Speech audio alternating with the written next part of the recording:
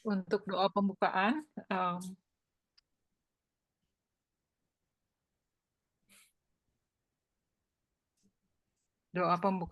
Pak Senli mau? Saya share screen, Bu. Silahkan yang lain dulu. Kalau nggak Pak Kukuh ya, doa pembukaan ya. Boleh. Oke. Pak Kukuh pembukaan, kemudian itu nyambung ya sampai doa datanglah Roh Kudus. Sampai doa datanglah Roh Kudus ya Pak. Kemudian doa mahkota kecil yang P-nya itu diminta Bu Prapti ya. P Prapti, terus P1-nya siapa? P1 sampai P4? Ada Bu Yohana tuh, Bu Yohana Semarang. Bu Yohana Semarang. Oke, P1 P4 Bu Yohana Semarang. Halo Bu Yo. Ya Bu, gimana? P1 sampai P4 ya Bu?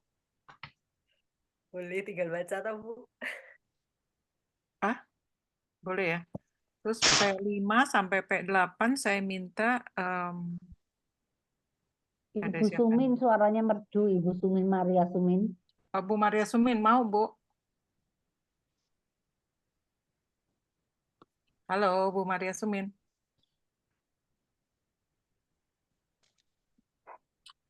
Nggak jawab, atau siapa? Bu Rosi ya.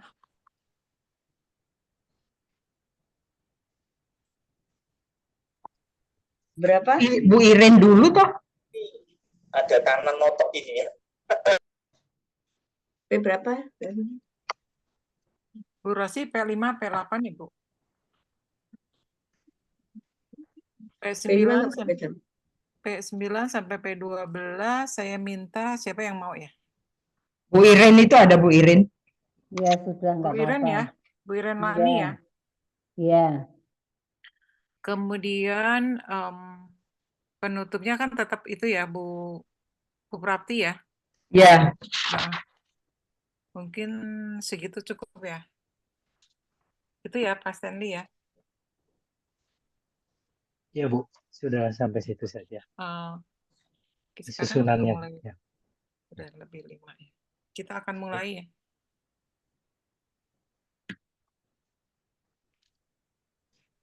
Ya.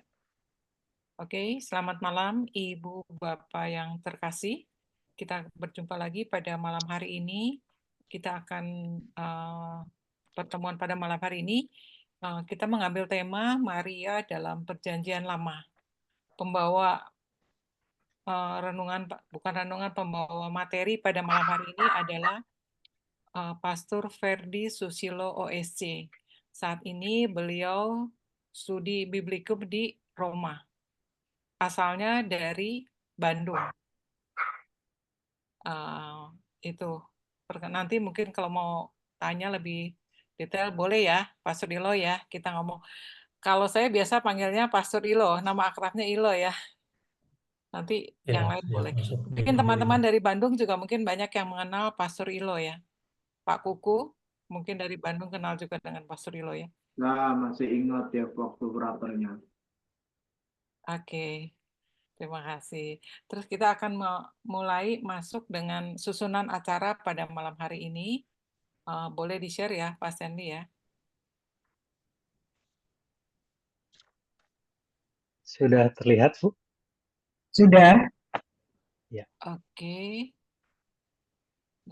Kita akan mulai dengan lagu pembukaan, kemudian tanda salib, doa mahkota kecil, kemudian ada pengajaran atau penyampaian materi, kemudian ada tanya jawab, jika ada hal yang mau ditanyakan, kemudian dilanjutkan dengan foto bersama, dan pengumuman. Itu susunan acara kita pada malam hari ini. Kita akan mulai dengan lagu pembukaan.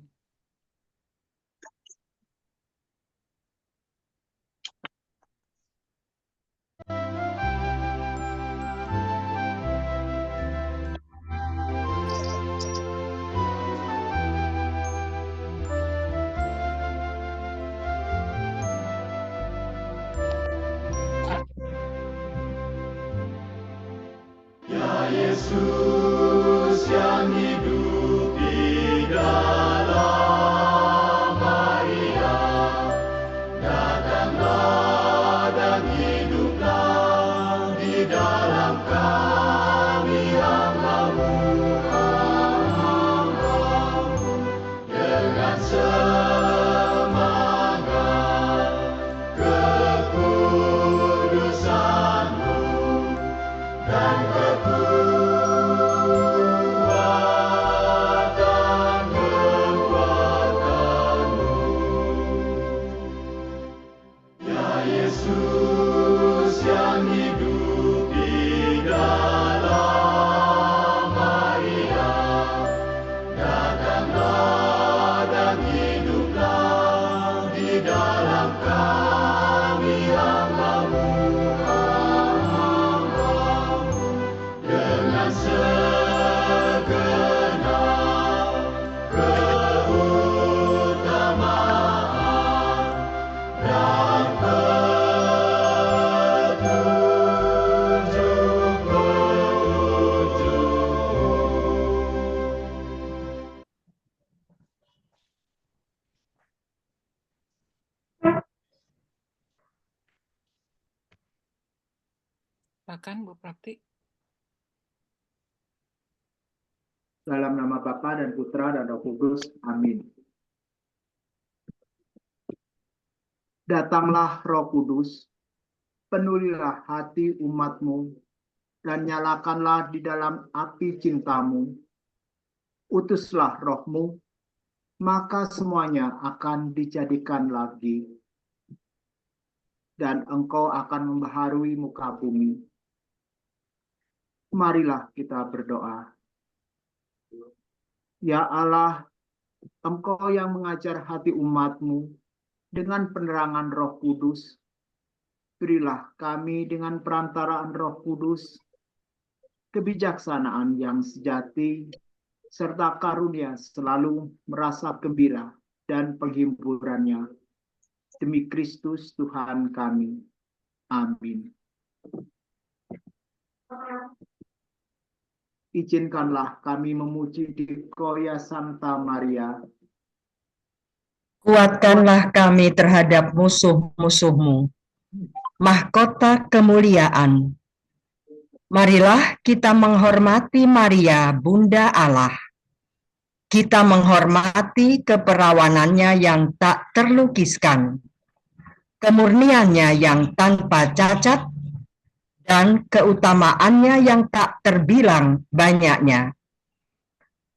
Bapa kami yang ada di surga, dimuliakanlah nama-Mu, datanglah kerajaan-Mu.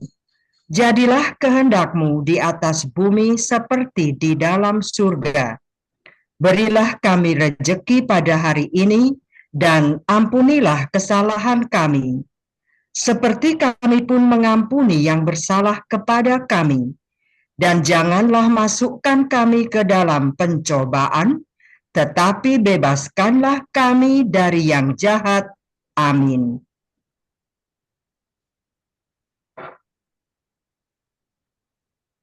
Salam Maria, penuh rahmat, Tuhan sertamu.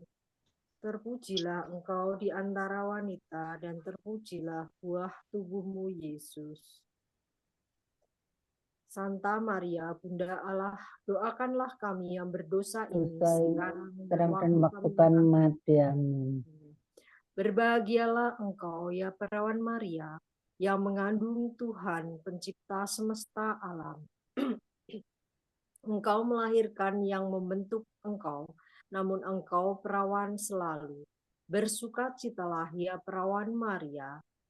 Bersukacitalah senantiasa. Salam Maria, penuh rahmat, Tuhan sertamu. Terpujilah engkau di antara wanita, dan terpujilah buah tubuhmu, Yesus. Santa Maria, Bunda Allah, doakanlah kami yang berdosa ini, sekarang dan waktu kami mati. Amin.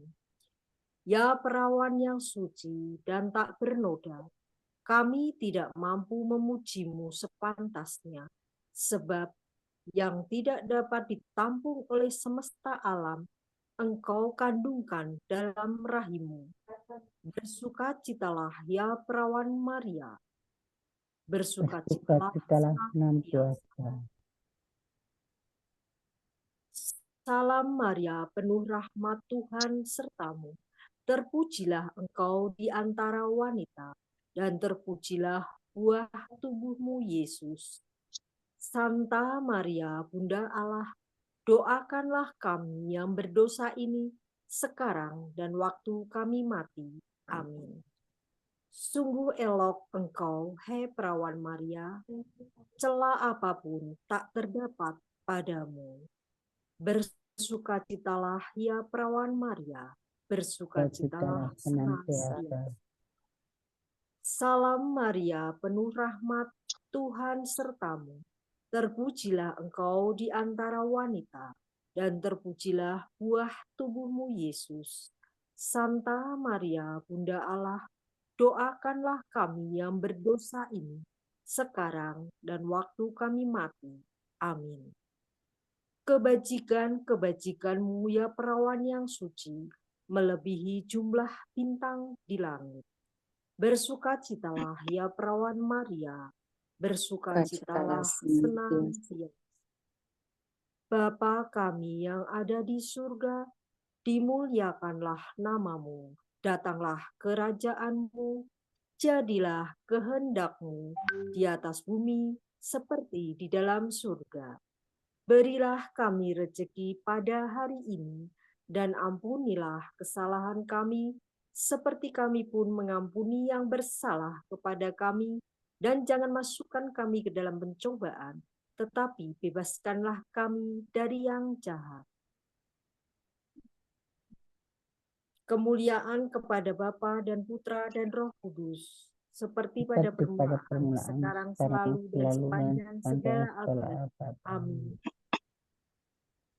Mahkota kekuasaan. Marilah kita menghormati Santa Perawan Maria sebagai Ratu. Kita menghormati kebesarannya, kepengantaraannya yang universal, dan kekuatan peranannya.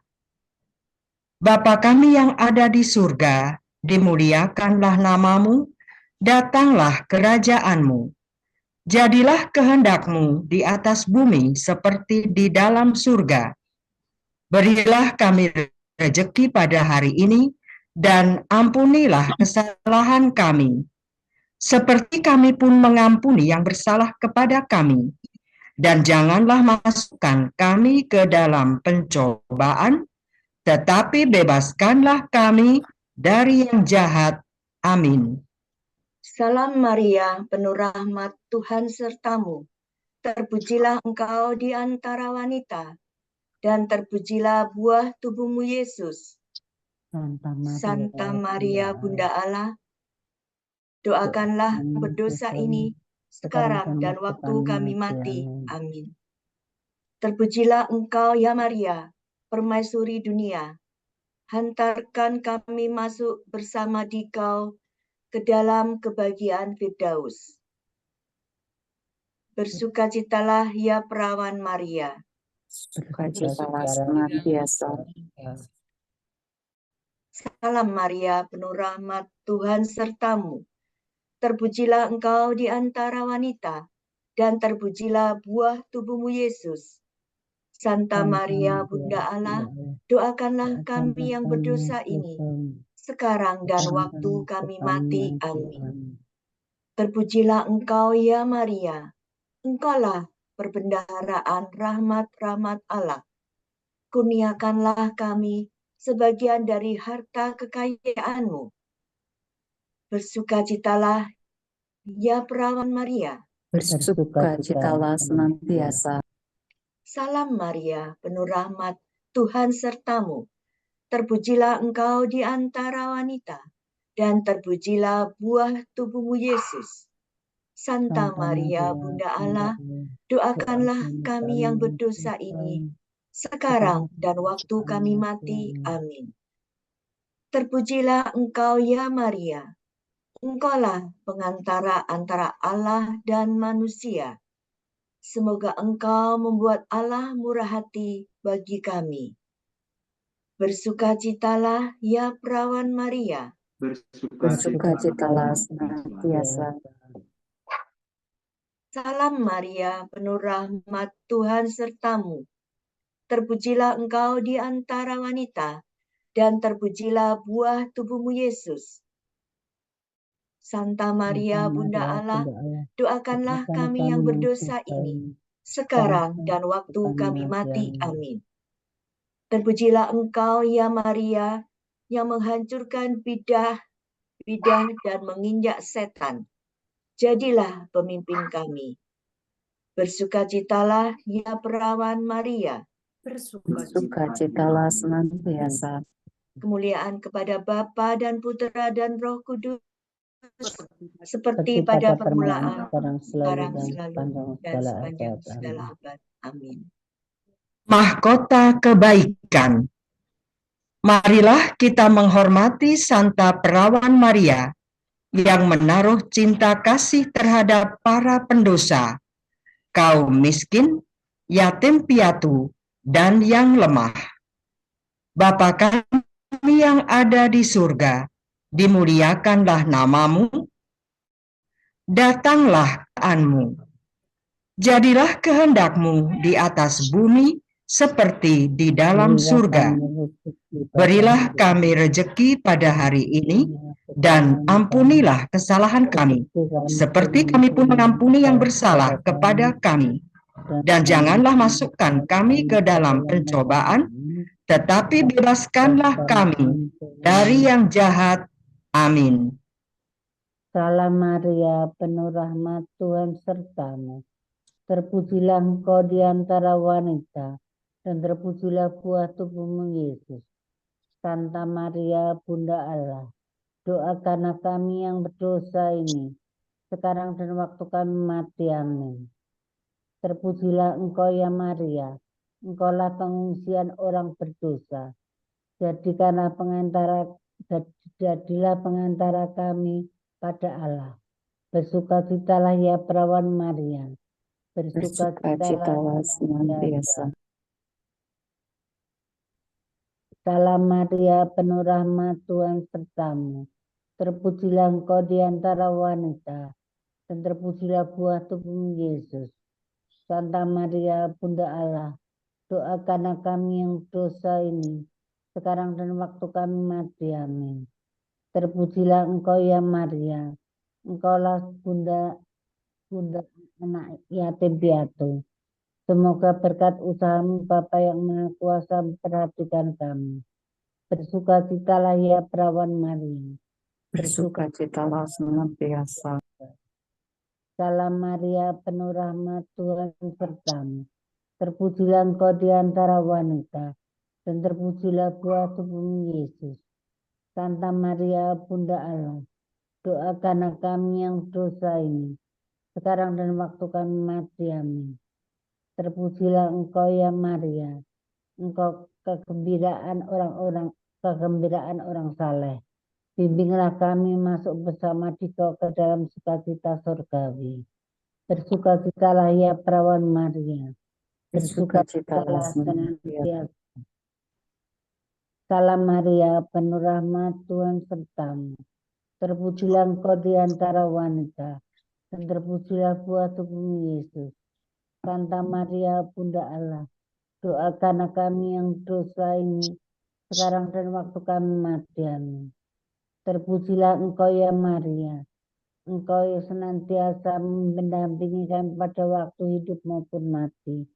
Bimbinglah kami agar masuk bersama Dikau dalam kerajaan surga. Bersukacitalah ya perawan Maria. Bersukacitalah senantiasa. Kemuliaan kepada Bapa dan Putra dan Roh Kudus, seperti pada permulaan, sekarang, selalu, dan sepanjang segala abad. Amin. Marilah berdoa. Salam Maria, Putri tercinta Allah Bapa. Salam Maria, Bunda yang dikagumi Allah Putra. Salam Maria, mempelai setia Allah Roh Kudus. Salam Maria, bait megah bagi Allah Tritunggal. Salam Maria, pemimpinku dan bundaku yang baik, ratu hatiku, hidupku, manisku, dan harapanku pada Yesus, hatiku dan jiwaku.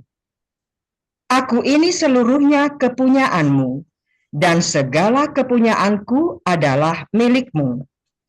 Hai perawan yang terberkati oleh semua makhluk yang murni, aku mohon kepadamu agar pada hari ini jiwamu tinggal dalam aku untuk memuliakan Tuhan.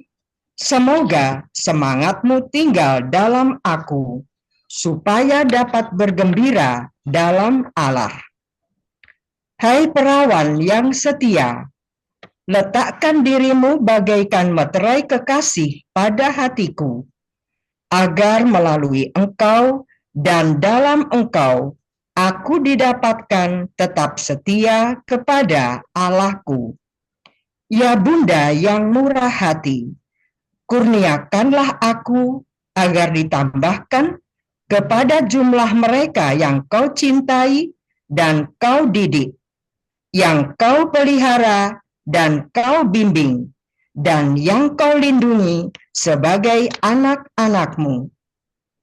Hai permaisuri surga, janganlah mengizinkan sesuatu yang bukan milikmu terdapat dalam aku, sebab aku mulai melepaskannya sekarang ini juga. Hai putri raja para raja, kemuliaanmu yang terbesar letaknya di dalam batinmu. Janganlah membiarkan diriku dilarutkan dalam segala hal lahiriah dan yang bersifat sementara, tetapi buatlah oleh berlimpahnya rahmat agar aku selalu memperhatikan hidup batinku. Maka di dalam Allah aku dapat menemukan kegairahan dan hartaku, rasa diriku, kemuliaanku. Semoga oleh Roh Kudus, mempelaimu yang setia, dan melalui dikau, mempelainya yang setia, Yesus Kristus putramu yang tercinta, dibentuk dengan sempurna di dalam hati kami, demi berkembangnya kemuliaan Allah Bapa, kini dan sepanjang masa. Amin.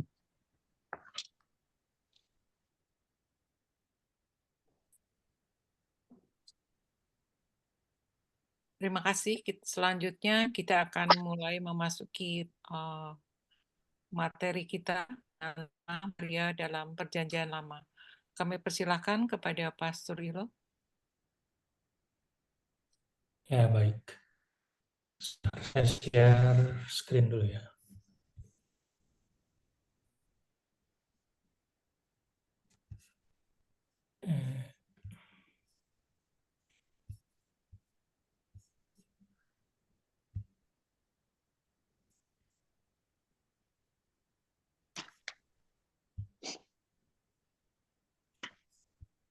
Sudah masuk ya, Bapak Ibu?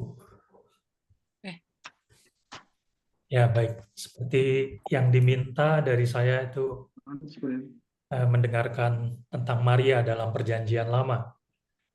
Lalu informasinya saya dengar juga bahwa sebelumnya sudah mendengarkan pengajaran dari Romo Anar SMM ya, tentang Maria dalam Perjanjian Baru.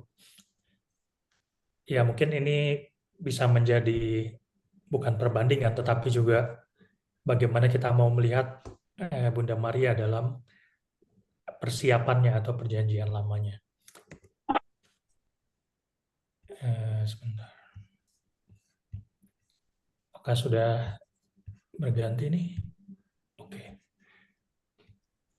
Ya, pertanyaan yang pertama-tama kita ajukan mungkin orang bertanya apakah ada pembicaraan atau kutipan tentang Maria di dalam Perjanjian Lama. Maaf Romo, share screen-nya belum terlihat. Oh, sorry. Belum terlihat ya? Belum. Oke. Sebentar. jadikan co-host belum? Udah, Pak Kuku.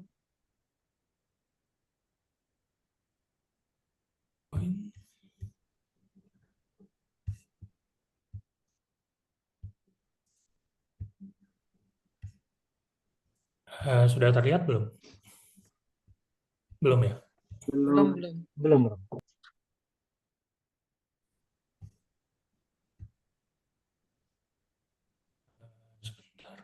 Dibuka dulu, baru dimasukkan ke share, Pastor.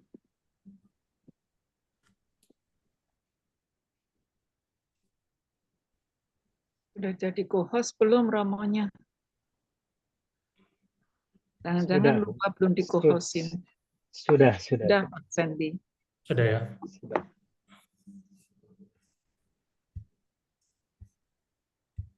Screen-nya belum keluar sih, Pak Sudirlo. Kok belum share screen-nya? Saya harus keluar dulu nih untuk ininya. Kamu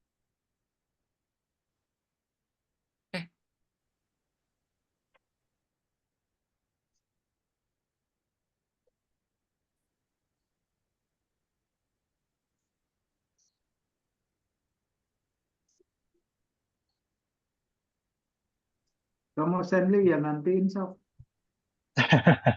Kita tunggu sebentar ya, Ibu Bapak. Iya. Atau suruh share ke saya aja ya, Pak Sanli ya. Boleh. Iya, game.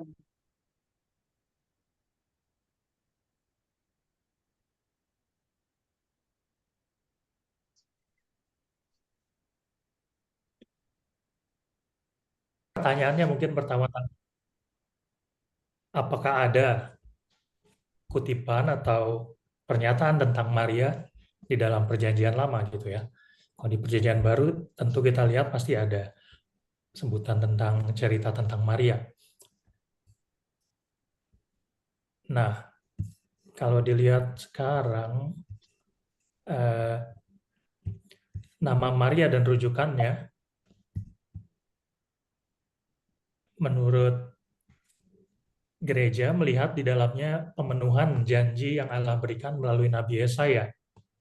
Lihatlah, seorang perawan akan mengandung seorang anak dan akan melahirkan seorang putra. Itu menurut katekismus gereja. Tapi apakah benar misalnya kutipan tentang Yesaya ini merujuk kepada sosok Maria? Atau sepanjang sejarah apakah ada wanita yang lain yang sebenarnya diarahkan oleh Yesaya dalam nubuatnya gitu ya.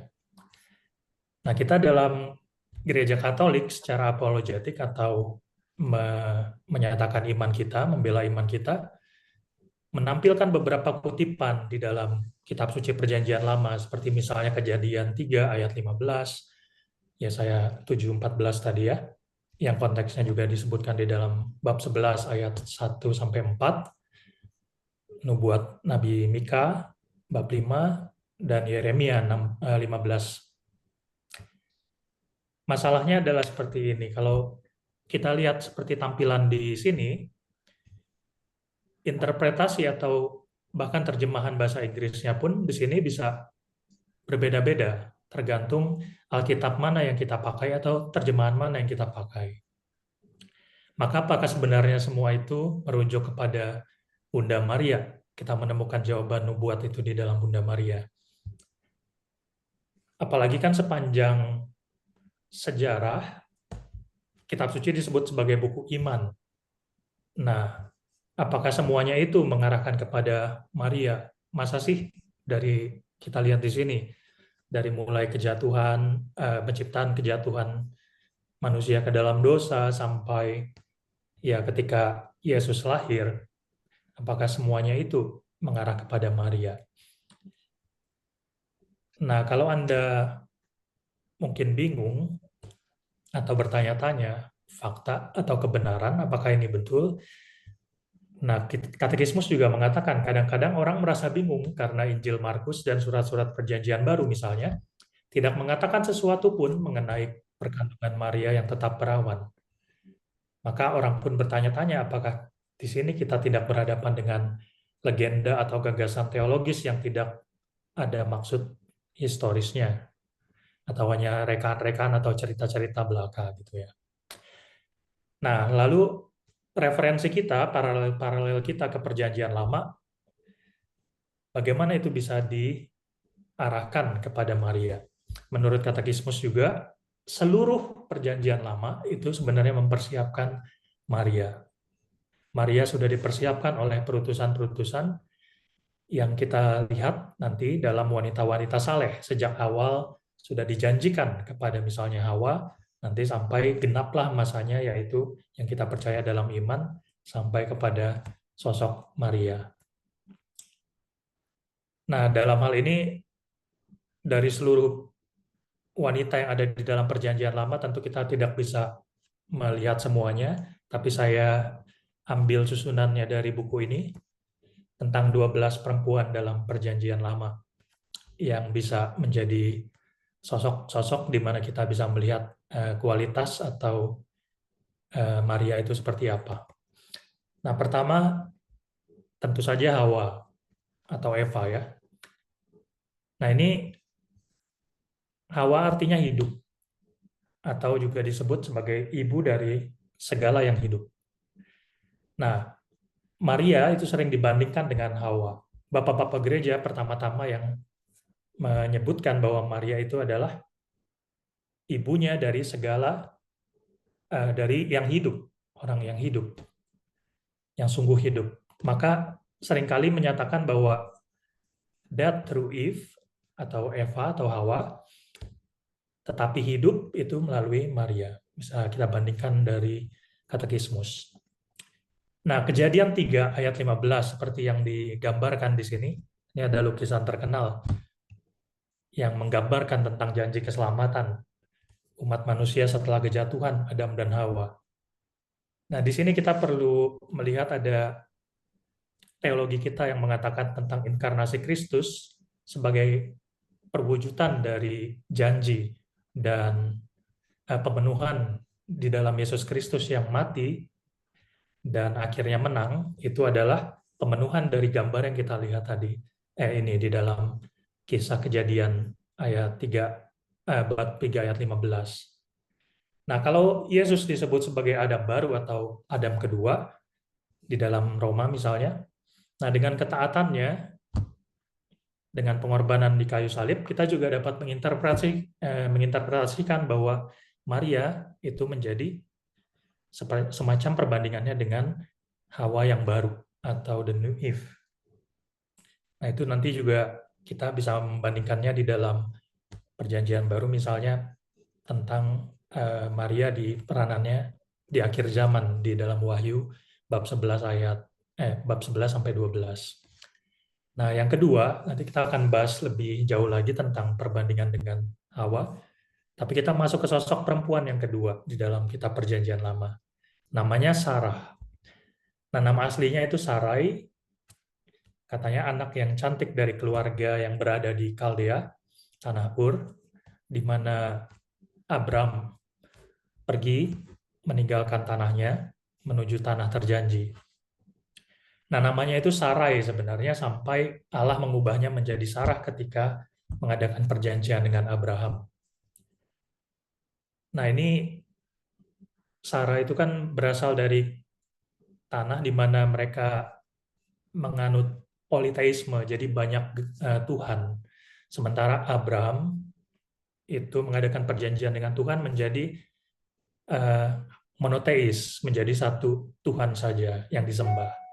Maka Tuhan menunjukkan kepada Abraham bahwa dia akan menjadi bapa dari segala bangsa. Maka gelar dari Sarah, dia akhirnya juga menjadi ibu dari bangsa-bangsa. Karena dia melahirkan nanti bangsa-bangsa. Tapi kita tahu sendiri kisahnya bahwa itu tidak mudah, bahwa dia sosok yang dikatakan mandul. Dan akhirnya dia juga ketika dapat nubuat dari Tuhan sendiri bahwa akan mengandung, dia akhirnya tertawa. Maka anaknya ketika lahir, Ishak, itu dinamai Ishak karena dari Yitzhak, artinya dia akan tertawa gitu ya.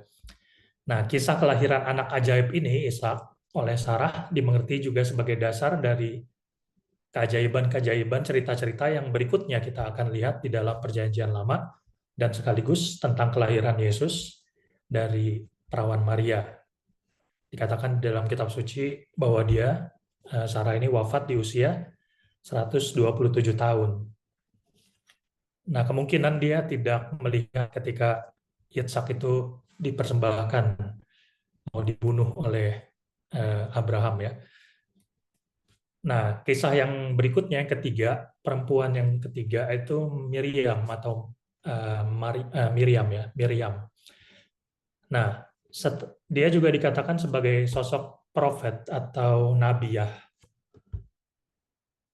Nah, kita ingat kisah tentang Musa di mana dia itu dilahirkan, tapi di dalam masa penjajahan Mesir, orang-orang Israel itu diminta dibunuh anak-anaknya, maka waktu itu ibu dari Musa meninggalkan bayi Musa itu di sungai, tetapi ada kisah bahwa sang kakak perempuannya tetap memantau dari kejauhan untuk melihat gimana nasib adiknya ini dalam kitab Keluaran.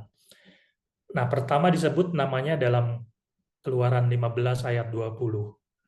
Miriam sebagai seorang nabiah, sebagai adik dari Aaron. Nah, dia sosok yang dikisahkan membawa tamborin di tangannya dengan paduan para wanita mengkidungkan nyanyian kemenangan di situ. Nah, maka ada dua versi di mana dikatakan bahwa Miriam ini sosok sang kakak perempuan dari Musa, tapi juga digambarkan sebagai sosok dari saudarinya dari Aaron yang membawakan nyanyian kemenangan.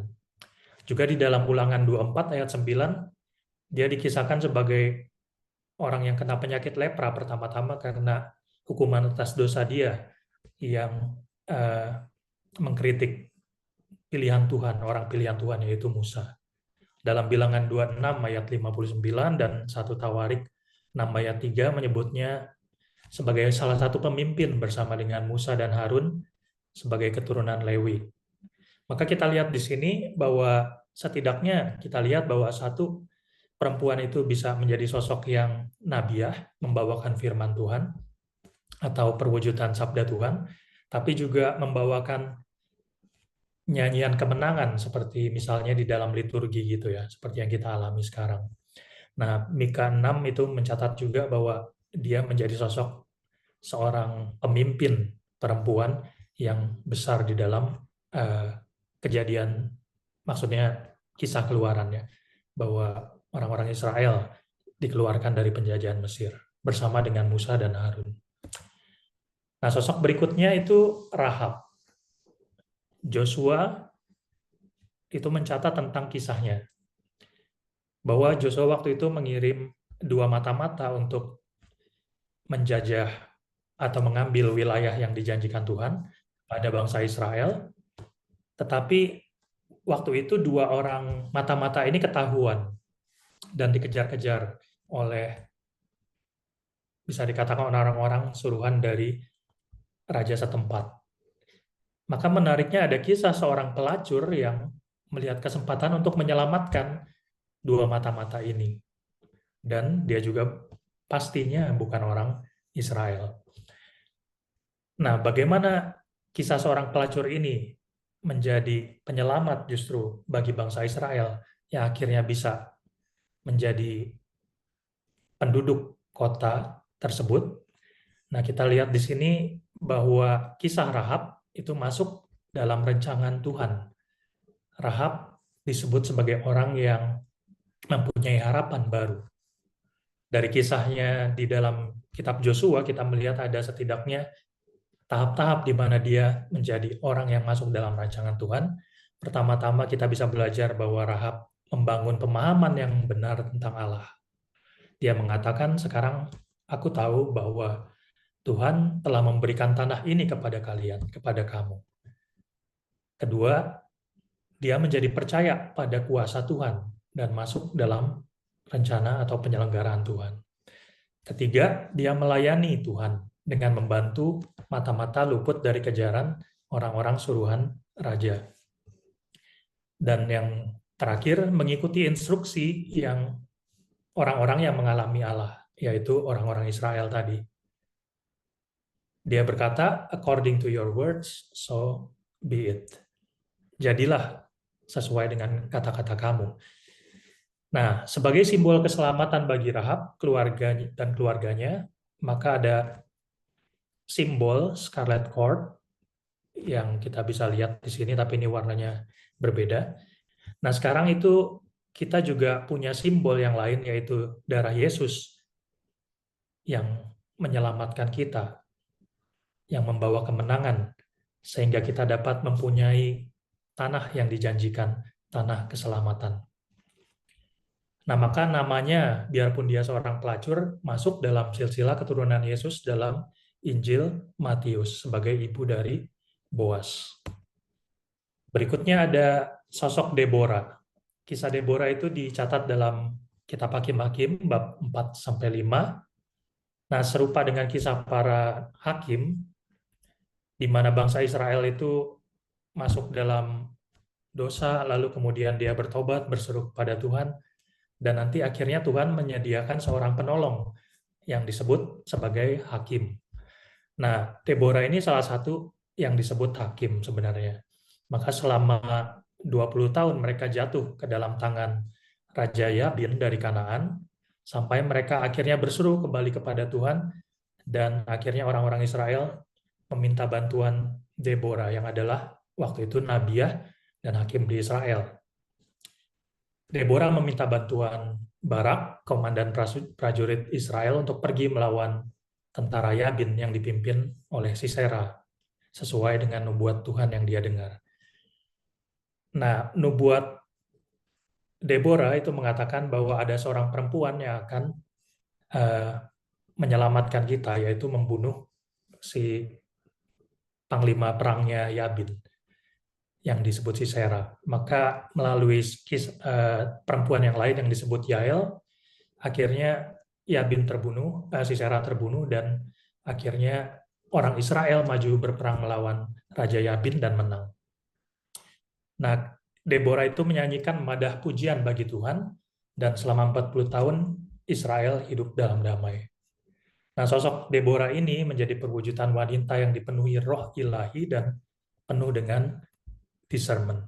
Dia dianugerahi rahmat bernubuat, dan dia menjadi contoh pendengar sabda Allah, seperti yang mungkin kita juga lihat. Maria dipenuhi roh, mendengar sabda Allah, dan akhirnya membawa damai bagi bangsa-bangsa. Dan madah Deborah ini juga diperbandingkan dengan kidungnya Maria. Lalu berikutnya ada sosok Hana. Hana kita tahu sebagai ibunya dari Samuel. Nah, juga ini tentang kisah kemandulan seperti Sarah, Rebeka, dan Rahel. Tapi dia juga dibully oleh istri berikutnya gitu ya, dari suaminya. Maka Hana menampilkan respon yang berbeda dari kisah-kisah yang lain. Dalam kepahitannya, Hana tidak membalas Penina maupun Elkana suaminya. Dia membawa rasa sakit itu kepada Tuhan Allahnya dengan berdoa. Bahkan setelah dituduh mabuk anggur saat dia berdoa, mengajukan permohonannya oleh Imam Eli, dia mengubah raut mukanya setelah berdoa dan ditegur itu.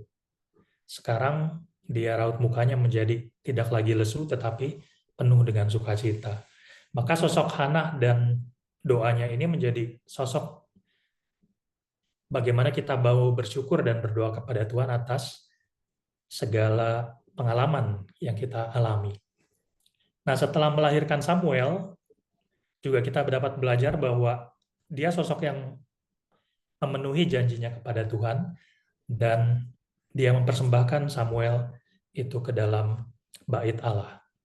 Nah, kalau kita ingat kisah di Perjanjian Baru, kita juga lihat nubuat sukacita itu dipenuhi oleh kisahnya Yesus dan Maria, termasuk di dalam bait Allah, di mana ada nubuat dan juga ada persembahan dari Yesus kepada Tuhan di dalam bait Allah oleh Maria dan Yosef.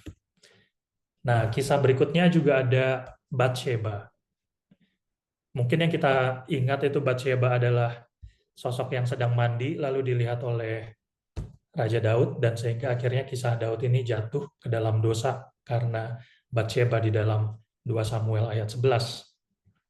Nah, tapi Nabi Nathan ketika menegur Raja Daud akan dosanya, dia tidak menyalahkan Batsheba.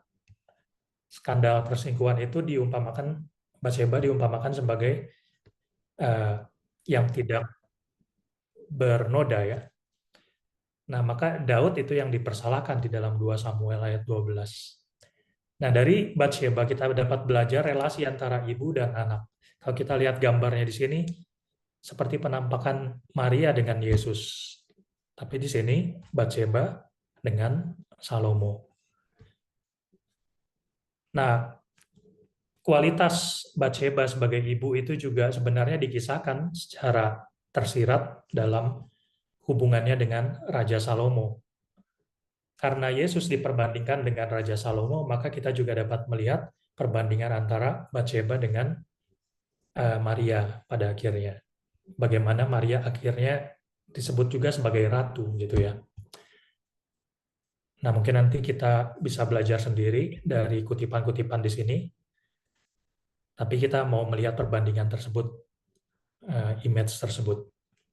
Berikutnya ada kisah tentang janda-janda dan guci minyak mereka. Nah, sebenarnya ada 2 cerita yang dalam Raja-Raja pertama, kitab pertama, itu Nabi Elia dengan janda Sarfat. Yang kita ingat kisahnya bahwa dalam kelaparan, dalam kekeringan, Tuhan minta dia untuk bersembunyi di parit kerit namanya, lalu dia diberi makan oleh burung-burung gagak.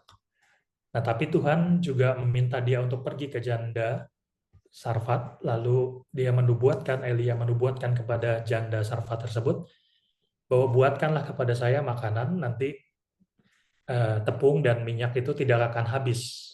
Dan ternyata benar sesuai janjinya Nabi Elia, Tuhan menggandakan atau tidak pernah menghabiskan bahan untuk membuat makanan tersebut. Nah, kemudian itu menjadi sarana bahwa kita mau melihat di sana rencana keselamatan Tuhan itu selalu terpenuhi, sehingga penyelenggaraan ilahi itu tidak pernah habis. Yang kedua, kisah dalam bagian kedua, Raja-Raja, tentang Elisa, Nabi Elisa, juga dengan seorang janda yang memohon kepadanya yang putus asa bahwa dia terlilit hutang karena suaminya sudah meninggal dan anak-anaknya mau diambil. Maka dia datang kepada Nabi Elisa dan Nabi Elisa mengatakan, apa yang kamu punya di rumah? Lalu dia mengatakan hanya punya buli-buli berisi minyak.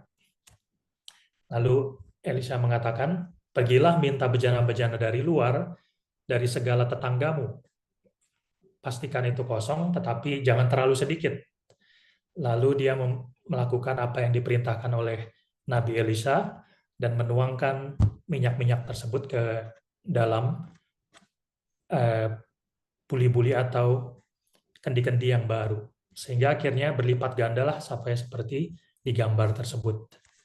Lalu Nabi Elisa meminta dia jual apa yang kamu punya itu, kemudian lebihnya itu hiduplah dari sana.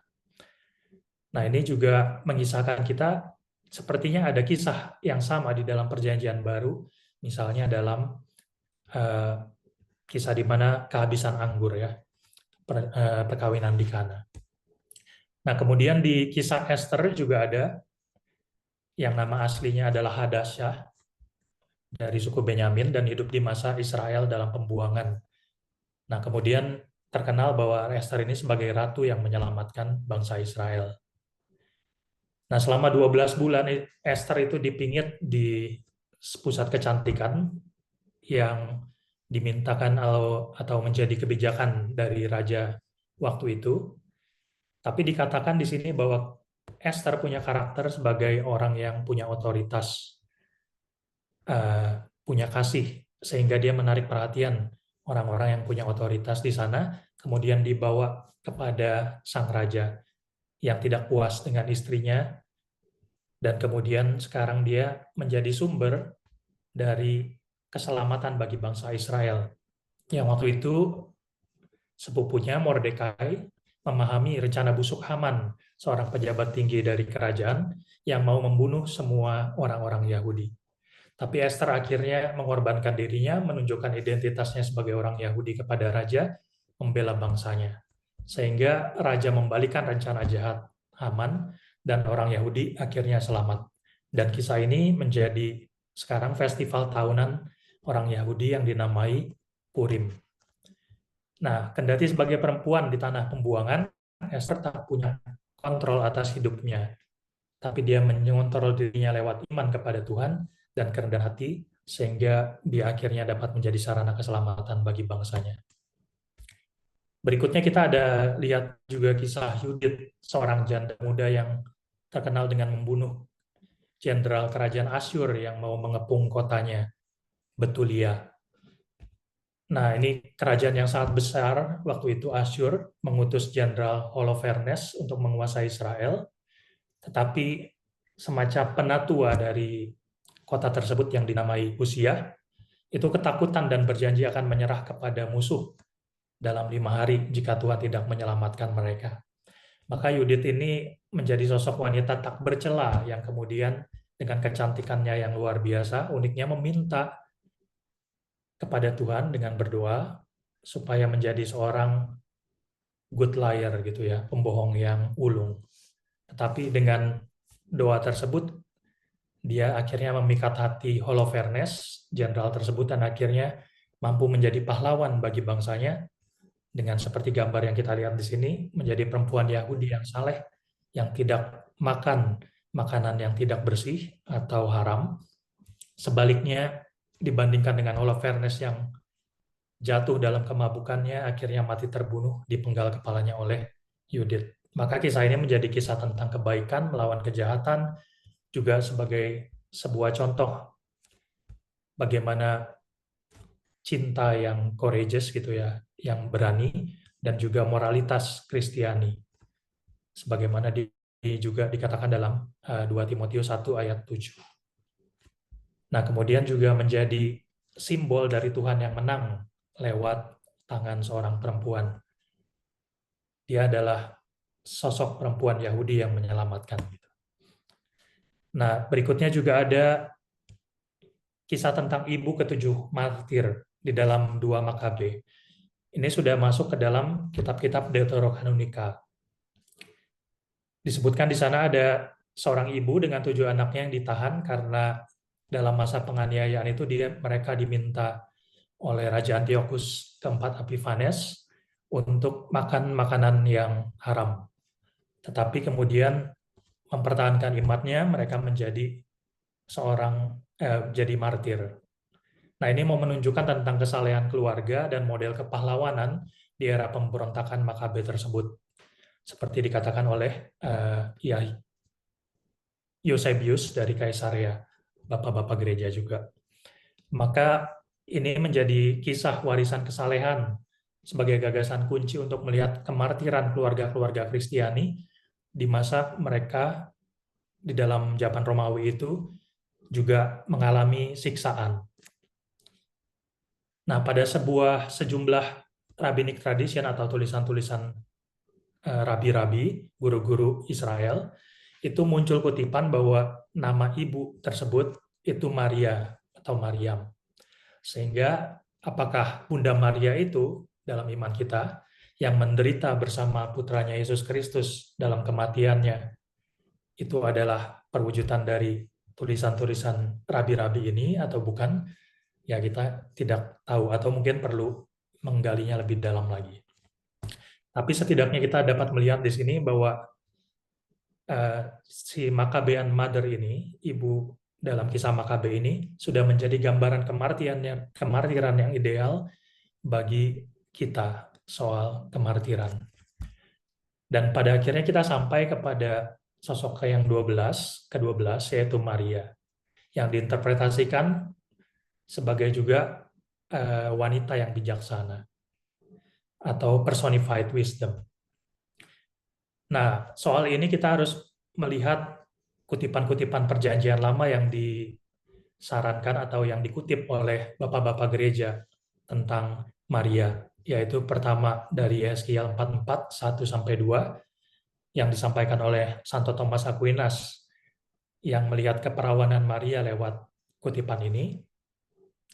Lalu kemudian Sirak 24 ayat 14 dan ayat 24,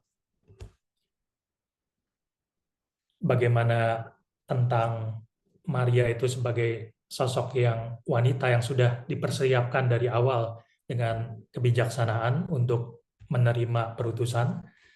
Lalu misalnya dalam Amsal ke-8 ayat 22-31, Santo Agustinus itu juga mengisahkan bagaimana Maria itu menjadi bunda dan pada akhirnya menjadi punya tahta kebijaksanaan, seperti yang kita lakukan dalam devosi-devosi kita. Dan pada akhirnya juga mungkin kita bertanya, nama Rut kok tidak masuk? Tidak masuk karena berdasarkan buku yang tadi saya kutip, ini tidak masuk di sana, karena ini hanya mau menggambarkan masa-masa atau titik-titik dari sejarah bangsa Israel dalam Perjanjian Lama, di mana perempuan-perempuan itu ada dan menunjukkan kualitasnya. Nah, Rut ini sebenarnya masuk di dalam masa di mana ada hakim-hakim seperti yang di dalam Deborah. Tapi kita udah ambil Deborah, jadi Rut tidak perlu dimasukkan lagi. Nah, paralel-paralel yang kita lihat dalam wanita-wanita Perjanjian Lama dikaitkan dengan Perjanjian Baru, nah itu dikuatkan dengan satu kisah khusus, yaitu tentang Kejadian. Di dalam kitab Kejadian tentang kekalahan ular, atau perseteruan antara keturunan wanita Hawa dengan keturunan ular ketika mereka jatuh dalam dosa. Nah, di sini menampilkan sang perawan membalikan kejatuhan dalam dosa menjadi kemenangan, yaitu Maria. Maka nanti ada gambaran antara Eva dengan Ave. Ini sebenarnya sebuah permainan kata, pembalikan kata yang digunakan dalam liturgi kita, Kantigas, sebagai paralel utama tentang Maria. Lalu berikutnya, Maria itu juga dikatakan sebagai Virgin Gloriosa, Glorious Virgin. Sementara Eva itu, atau Hawa, diperbandingkan sebagai Madre Golosa, ibu yang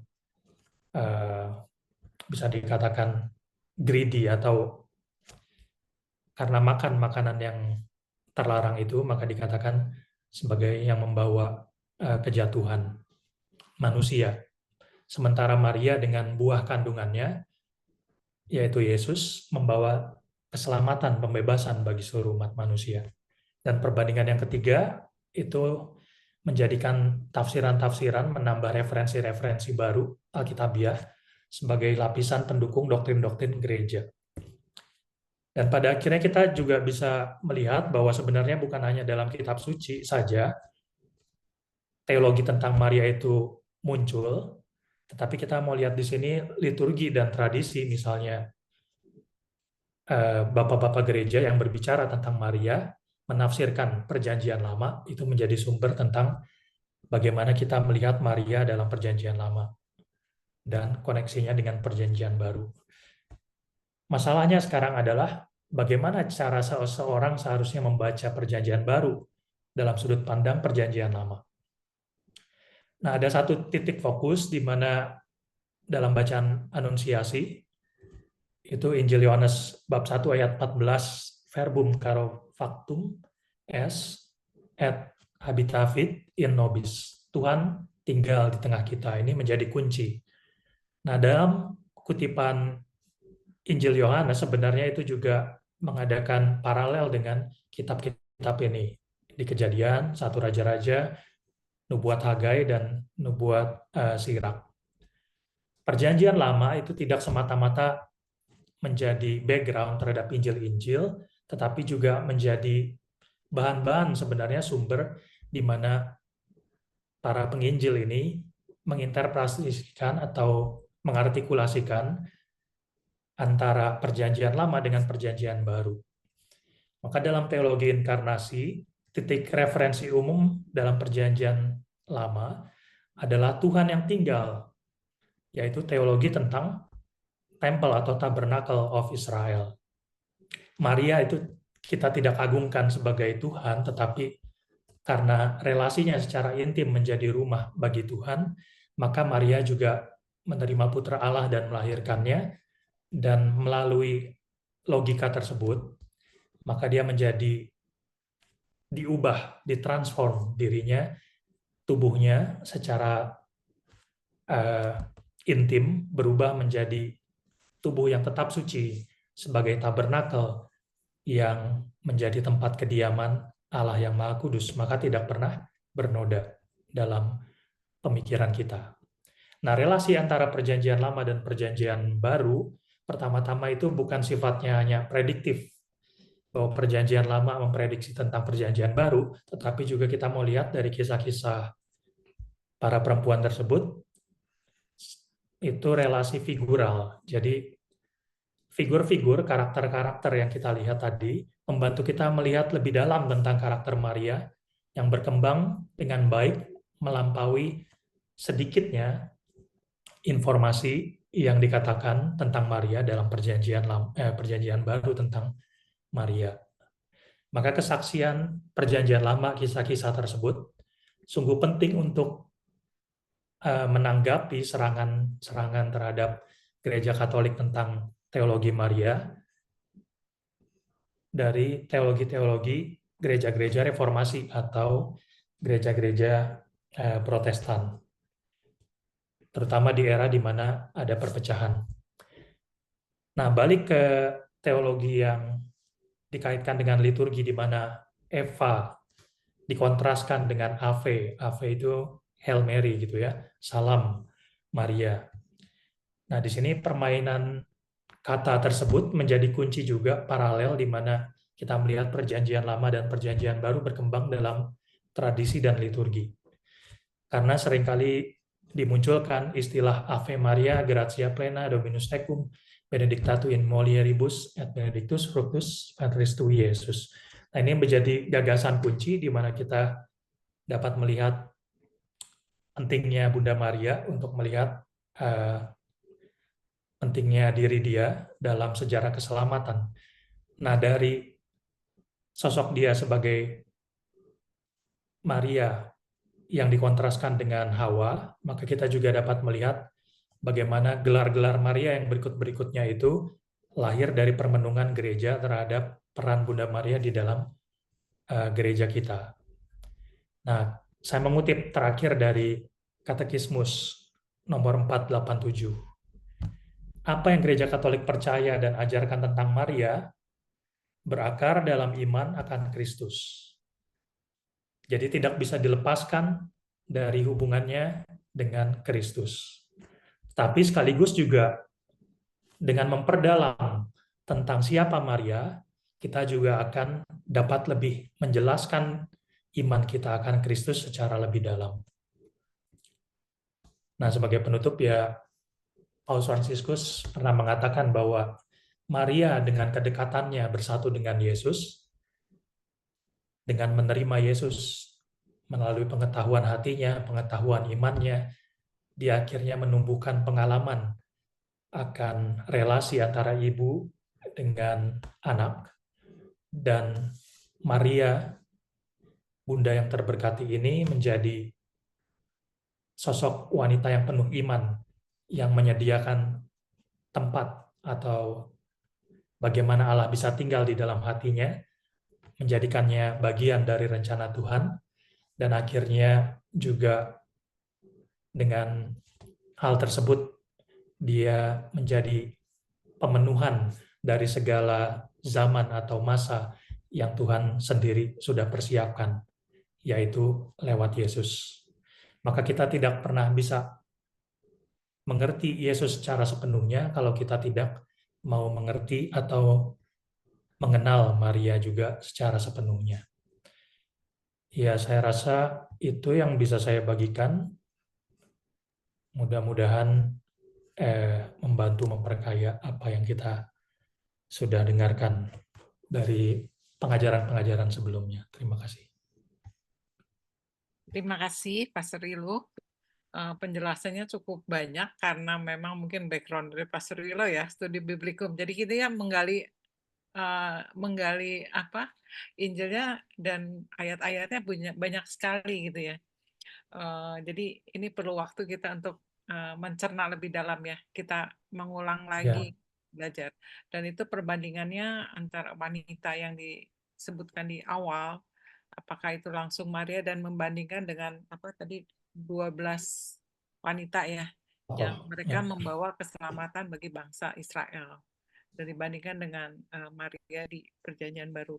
Mungkin ada teman-teman yang mau bertanya, silakan. Silakan Pak Kuku. Udah raise hand? Monggo Pak. Bisa dibuka. Halo. Selamat malam. Di Roma malam, Pastor? Siang. Di Roma siang. Oh, siang. Selamat siang kalau begitu. Oke. Mau saya panggil Romo ya, meskipun masih muda. Di dalam litani Santa Perawan Maria, itu banyak Maria disebut, yang lain-lain termasuk tabernakel, benteng gading, dan sebagainya. Di dalam ofisi kecil Santa Perawan Maria pun ada yang disebut dengan bentar ya. Disebut dengan jarum matahari dari akas ya. Yang dimana itu kan artinya itu akas itu kan di zaman Perjanjian Lama dan sebagainya. Apakah itu pilihan-pilihan litani itu mencakup Perjanjian Lama gitu? Artinya bisa ditafsirkan misalnya tabut perjanjian, Maria itu tabut perjanjian dan sebagainya. Dan saya pernah mendengar, kalau tidaknya ya, mendengar bahwa Maria itu adalah tabut perjanjian, sehingga ceritanya itu lupa saya, pokoknya itu di dalam Perjanjian Lama, sehingga itu diidentikan Maria yang Perjanjian Baru itu dia adalah sebagai tabernakel ya, seperti yang disebutkan Romo. Nah, di dalam litani itu kata-kata itu bagaimana bisa dipakai untuk kata sandang Bunda Maria tersebut. Mungkin ada sesuatu yang bisa diceritakan, Romo. Terima kasih. Ya, baik. Sebenarnya kalau mengenai bagaimana sejarahnya, mungkin bisa ditanya ke Romo yang belajar lebih dalam tentang Mariologi ya, tentang teologi Maria. Tetapi kalau dikatakan apakah ada sumbernya dari Perjanjian Lama, secara refleksi bisa dikatakan iya, betul. Karena Perjanjian Baru pun bagaimana dimulai dari para penulis Injil, kemudian oleh Santo Paulus, misalnya dalam surat-suratnya menulis tentang perbandingan-perbandingan antara Maria dengan Hawa atau perempuan yang bijaksana dengan perempuan yang menjatuhkan kepada dosa gitu misalnya. Nah, itu menjadi refleksi atas gelar-gelar Maria yang muncul dalam liturgi kita. Tapi tentunya kalau kita arahkan kepada Perjanjian Lama, apakah semuanya itu benar menjadi gelar-gelar Maria? Kita bisa melihatnya atau mengatakan itu benar karena kita punya iman atau pengajaran-pengajaran yang membuat kita mengarahkan kepada Perjanjian Lama, gitu ya. Membaca Perjanjian Lama lewat iman kita. Maka ya tentu saja gelar-gelar tersebut itu bisa kita perdalam, bisa kita lebih mengerti kalau kita memang mau membaca Perjanjian Lama dengan lebih dalam. Misalnya tentang tabernakel. Kenapa sih disebut tabernakel? Apakah itu sudah sesuai dengan gambar yang kita lihat Tabernakel kan zaman sekarang itu kotak gitu ya untuk menyimpan komuni. Ya, kita bisa mengatakan simbol tersebut, tetapi juga kita kalau melihat Perjanjian Lama, apa itu simbol tabernakel, yaitu tempat di mana Allah berdiam, dipercaya begitu ya. Maka koneksinya apa antara Maria sebagai tabernakel, lalu di Perjanjian Lama tempat Tuhan berdiam, itu selalu kudus, lalu kemudian kita bisa mengkaitkan hubungannya dengan teologi kita itu di mana kalau kita bisa membaca Perjanjian Lama, membaca Perjanjian Baru tentang Maria, lalu kemudian kita membuat koneksinya lewat ajaran atau teologi gereja sendiri. Jadi di satu sisi betul bahwa ada background-nya di kisah-kisah Perjanjian Lama, tetapi juga tidak pernah bisa dilepaskan dari apa yang kita sudah ketahui atau pahami secara iman lewat ajaran-ajaran gereja. Jadi tidak semuanya kita harus buktikan dalam kitab suci gitu ya, bahwa semua gelar-gelar ini ada. Tapi kalau memang kita mau melihat kitab suci, maka ada inspirasi di situ yang membuat gereja melihat ada gelar-gelar ini di dalam diri Maria, dan itu berkembang dalam teologi-teologi kita di dalam sejarah gereja lewat permenungan bapak-bapak gereja, lalu liturgi-liturgi, dan juga konsili-konsili Vatikan, konsili-konsili gereja tentang Maria gitu ya, yang berkembang terus-menerus. Jadi penafsiran gereja tentang Maria berhenti dalam membaca kitab suci lalu selesai gitu. Tapi berkembang lewat pengalaman iman, lewat refleksi juga atas ajaran-ajaran yang sudah ada gitu. Saya rasa itu mungkin jawabannya. Terima kasih. Ada satu lagi, Mo. Ini tentang Eva dan Ave. Ya, menurut ajaran kitab suci ya, menurut kitab suci atau benar atau tidak, tapi saya imani bahwa di sana itu kan ada Perjanjian Lama, Genesis atau itu kejadian itu adalah 4 yang menafsirkan ya Yahweh dan sebagainya, sehingga ada presbyterian ya, kayaknya begitu. Dan itu kan merupakan hal yang merupakan tidak yang real ya, hanya suatu semacam sastra suci.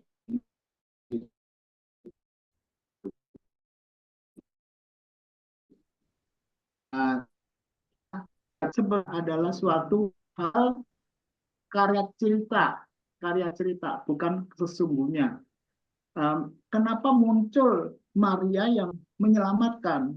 Jadi awal dosa asal pun itu adalah suatu cerita suci saja, sastra suci saja, bukan sebenarnya ada. Ya, dengan keselamatan yang diberikan oleh Maria melalui Yesus Kristus itu, jadi banyak yang berpikir ulang bagi orang-orang yang tidak mengimani, karena seperti Gerung itu mengatakan kitab suci itu adalah fiktif. Memang kita tidak bisa menyangkalnya karena sebagian besar adalah bukan historis, yang banyak kontradiktif di dalam Perjanjian Lama maupun Perjanjian Baru gitu. Jadi sehingga bagi anak-anak muda menjadikan hal-hal ini the big question, sehingga memperjemahkannya kepada mereka pun, termasuk anak saya, sulit dimengerti gitu. Sulit dimengerti, artinya apa bedanya dengan legenda Jawa Barat, Takuban Perahu dan sebagainya itu. Terima kasih, Mo. Mungkin ada sesuatu yang membuat saya bertambah imannya. Amin. Ya, tentu satu ya, karena kita sudah banyak belajar tentang kisah-kisah yang lain, lalu juga mempelajari seperti kami di dalam studi kitab suci memang mempelajari sejarahnya, lalu pembagian 4 tulisan atau semacam karakter dari sumber-sumber atau penulisan kitab suci di Perjanjian Lama tentang 4 aliran itu, sebenarnya juga sekarang sudah berkembang bahwa pembagian itu dianggap tidak memadai lagi untuk menyatakan bahwa kitab ini bab sekian, ayat sekian sampai sekian itu ditulis oleh Yahwis misalnya. Bab sekian, ayat sekian ditulis oleh Elohis, karakternya gitu. Nah, sekarang itu tidak lagi bisa dikatakan seperti itu karena pembagian-pembagian seperti itu dikemukakan oleh para analis kitab suci, tapi juga mengadakan lewat kategori-kategori tertentu, misalnya menyebut, kalau tulisan dalam bahasa Yahudinya atau Hebrunya itu ditulis dengan Elohim, maka ini dari Elohis, aliran Elohis. Tapi zaman sekarang di tafsiran-tafsiran yang baru, kita tidak bisa membatasi semuanya itu, versi ini ditulis oleh kelompok ini, versi ini ditulis oleh kelompok ini. Maka disarankan untuk tidak lagi terlalu terpaut pada itu, tetapi lebih melihat metode-metode lain yang bisa kita lihat sebagai sumber-sumber penafsiran. Nah, kalau semuanya dikatakan kisah-kisah itu sebagai fiktif, bisa kita katakan seperti ini, bahwa iman itu selalu punya inspirasi tertentu gitu ya. Dan ketika orang menceritakan pengalaman iman, yang lebih penting itu bukan ceritanya, tapi values-nya, nilainya, apa yang mau dibawa. Nah, lewat Perjanjian Lama, yang tadi kita sudah sentuh misalnya, lewat sosok-sosok tersebut, dan kita memang tidak pernah bisa katakan secara persis, ini pasti menuju pada Bunda Maria. Tapi balik lagi, bahwa titik kuncinya adalah bagaimana kita menafsirkan tentang Yesus. Kalau kita lihat Yesus sebagai sosok manusia yang menyelamatkan, yang pertama-tama dijanjikan oleh Tuhan, maka siapa sosok perempuan yang paling dijanji-janjikan oleh Allah sendiri dalam Perjanjian Lama? Menurut iman Katolik, yaitu Bunda Maria, yang punya relasi paling dekat dengan Yesus Sang Penyelamat tersebut. Maka kalau semua Perjanjian Lama itu dikatakan oleh gereja mengarah kepada satu sosok, yaitu kuncinya di Yesus, Juru Selamat, maka pernubuatan tentang sosok perempuan yang akan menyelamatkan itu juga jatuhnya kepada, menurut refleksi gereja, yaitu puncaknya pada Maria. Sebenarnya intinya itu. Jadi bukan pertama-tama kita mau membandingkan kisah-kisah saja gitu ya. Lalu benar nggak ini kisahnya fiktif? Jadi bukan secara historis kita mau melihat kisah-kisah ini. Lalu maksudnya apa? Tapi kita mau lihat tadi figural. Sosok-sosok ini, figur-figur ini membuat kita belajar apa yang baru tentang Maria, yang membuat kita dapat mengatakan, Maria tabernakel, Maria wanita yang tak bercela, gitu. Nah, seperti itu gitu ya. Hawa yang baru misalnya, kayak gitu. Oke, terima kasih, Father. Terima kasih. Mungkin sudah cukup ya, Pak Kuku jawabnya. Mungkin ada pertanyaan lagi. Silakan, 2 pertanyaan lagi.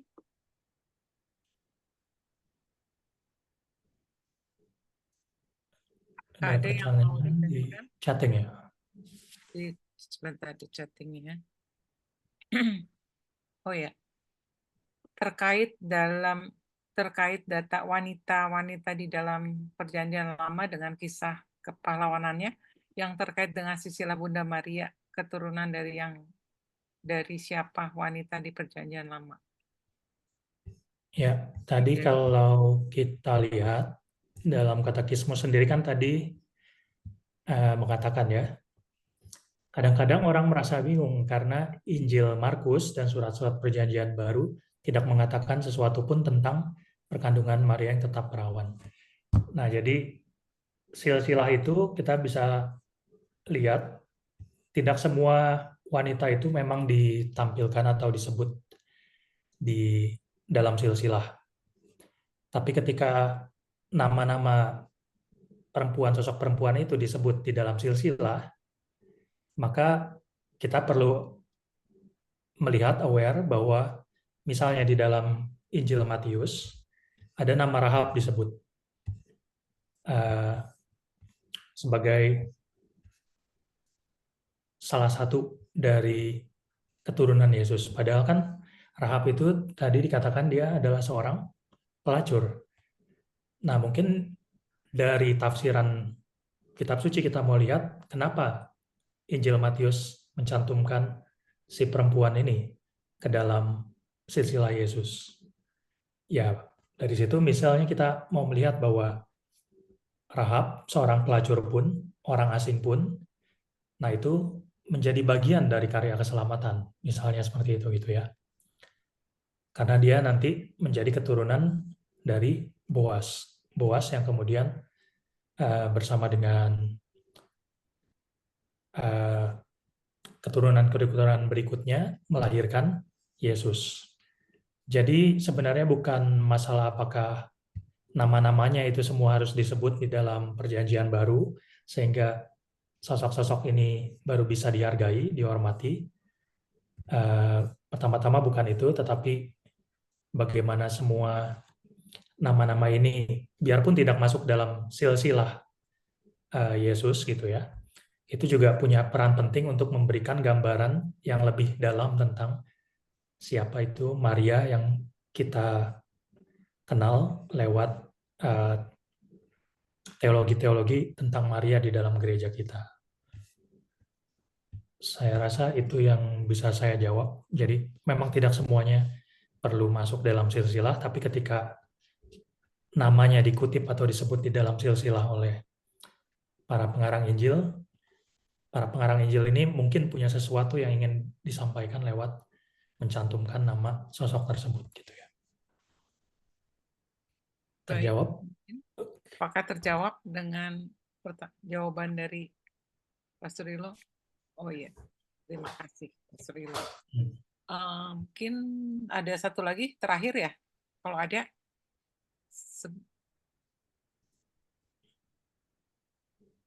Kalau tidak ada, kita lanjut ke berikutnya, Pak Stanley.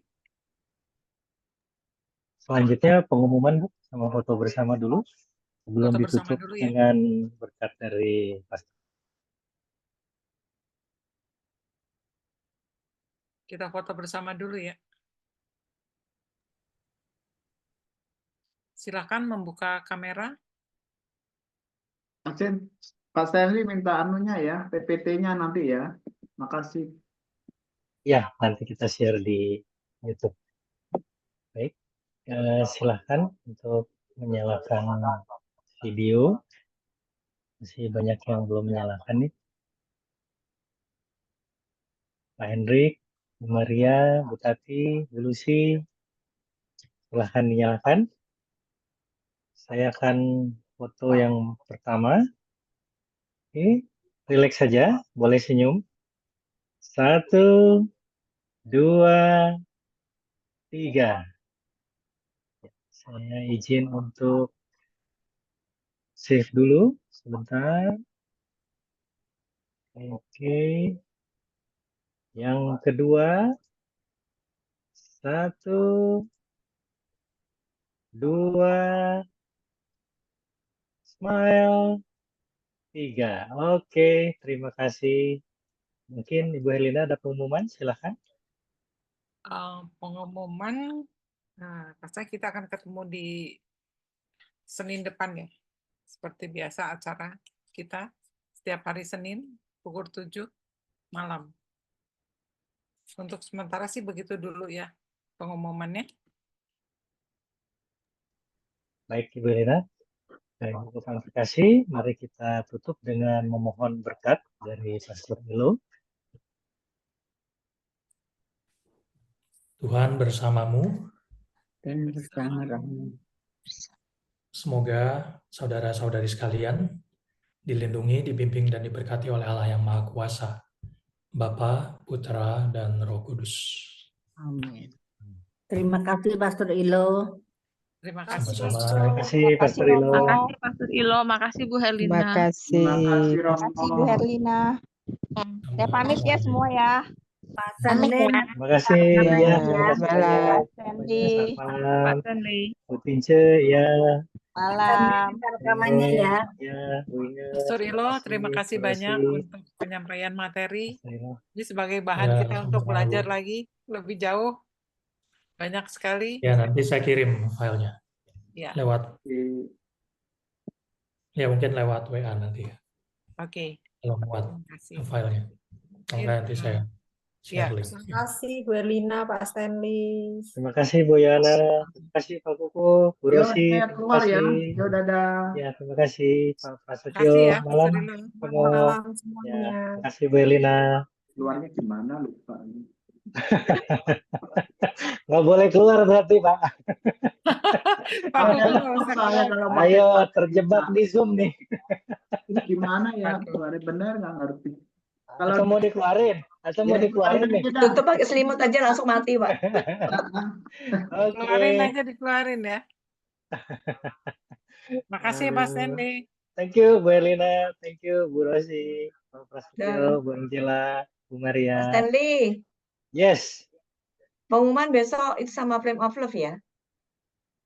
Oh ya, oke. Hanya Flame of Love aja ya pengumumannya ya. Oke. Iya. Ya, oke. Besok latihan ya. Besok. Oke, Heeh. siap. Nanti saya tanya jamnya dulu ya sama Martin ya. Oke. Mungkin jam Ya. 8 kali. Thank Oke. you. Thank you. Safe Malam, ya. God bless. Ya.